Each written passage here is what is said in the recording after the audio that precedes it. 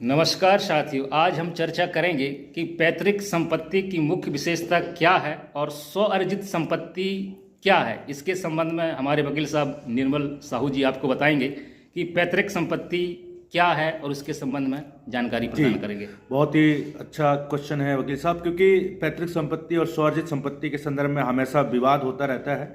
तो पैतृक संपत्ति के विषय में मैं बताना चाहता हूं कि पैतृक संपत्ति क्या होती है। जैसे कि कोई ऐसी संपत्ति जो कि दादा परदादा या पूर्वजों के समय से वह संपत्ति वंशानुगत किसी पीढ़ी पर आती है, या कहना चाहिए किसी दादा के नाम पर जमीन रही हो, फिर उसके पुत्र पर आए, फिर उसके पुत्र के बाद उसके पुत्र के नाम पर आती है, तो यह पैतृक संपत्ति कहलाती है, वंशानुगत आती है, इसे हम पैतृक संपत्ति कहते हैं। जिसमें जन्म से अधिकार होता है, जिसमें पुत्र पुत्रियों का उस संपत्ति पे जन्म से ही अधिकार निर्मित हो जाता है, चाहे उसकी शादी हुई हो या नहीं हुई हो, विवाहित हो या अविवाहित हो, दोनों स्थिति में उस संपत्ति में पुत्र पुत्रियों का बराबर अधिकार होता है। और इसमें मुख्य बात यह है कि जैसे ही हिंदू उत्तराधिकार अधिनियम जब से आया है, तब से बेटियों को भी पैतृक संपत्ति में बराबर का हक मिलने लगा है, बेटी की तरह।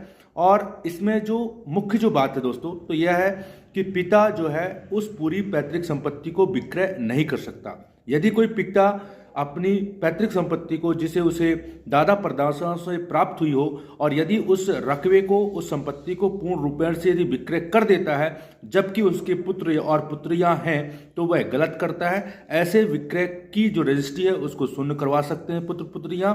मतलब कहना चाहिए कि उस पिता को उस पूरी पैतृक संपत्ति को विक्रय करने का अधिकार नहीं होता। तो ध्यान रखिए, यदि कभी ऐसा हो जाता है, किसी पिता के द्वारा पूरी संपत्ति बेच दी जाती है, तो पुत्र पुत्रियां जो है दावा पेश करके अपने अधिकार अर्जित कर सकती हैं।